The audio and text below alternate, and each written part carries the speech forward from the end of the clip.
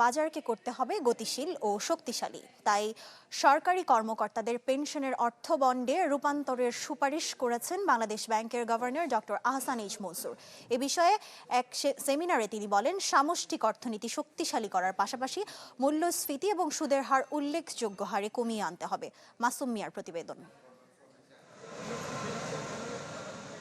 শিল্প থেকে অবকাঠামো, অর্থের প্রয়োজন হলে সহজ প্রাপ্তি ব্যাংক ঋণ। তাই দেশের বিনিয়োগের ৮০% অর্থের যোগান হয় ব্যাংক ঋণ থেকে। এশিয়ার অন্যান্য দেশগুলোতে অর্থায়নের মূল উৎস বন্ড ও পুঁজিবাজার হলেও পিছিয়ে বাংলাদেশ। এমন পরিস্থিতিতে বাংলাদেশে বন্ড মার্কেটের উন্নয়ন বিষয়ক সেমিনারে উঠে আসে এ বাজার গতিশীল না হওয়ার নানা কারণ।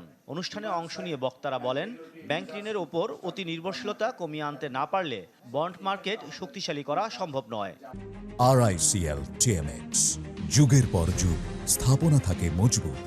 ব্যাংক ঋণের উপর অতিরিক্ত নির্ভরতার কারণে কর্পোরেট বন্ড ইস্যু সীমিত, বন্ড ইনস্ট্রুমেন্টের বৈচিত্র্য কম, রাষ্ট্রায়ত্ত, মিউনিসিপ্যাল, পারপেচুয়াল, গ্রিন, সাস্টেনেবল, সুকুক সহ বিভিন্ন ধরনের বন্ড বাজারে খুব সীমিত, ইস্যু বয় বেশি, ভ্যাট, স্ট্যাম্প ডিউটি, ট্রাস্টি ফি, লিস্টিং ফি, বার্ষিক ফি ইত্যাদি।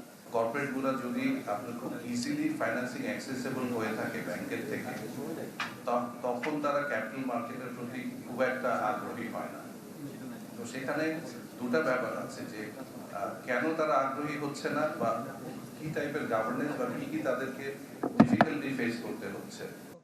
সরকারি কর্মকর্তাদের পেনশনের অর্থকে বন্ডে রূপান্তর ও সঞ্চয়পত্র লেনদেন প্রক্রিয়া চালুর সুপারিশ করেন বাংলাদেশ ব্যাংকের গভর্নর। মূল্যস্ফীতি ও সুদহার কমিয়ে আনার প্রত্যয় ব্যক্ত করেন তিনি। আগামীতে যারা এই সরকারি কর্মকর্তা হিসেবে ঢুকবেন, তাদের পেনশন সিস্টেমটা হবে ফান্ডেড পেনশন সিস্টেম। পৃথিবীতে সব দেশেই তাই হয়।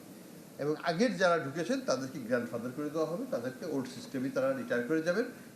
বন্ড মার্কেটে বড় পরিবর্তন আনতে সরকার এবং বাংলাদেশ ব্যাংকের পাশাপাশি সব নিয়ন্ত্রক সংস্থাকে নজরদারি বাড়াতে হবে বলেও মন্তব্য করেন গভর্নর। যদি আমি আমার এই কুপন পেমেন্টে আমি ডিফল্ট করে যাই, দ্য কোম্পানি ডিফল্টস।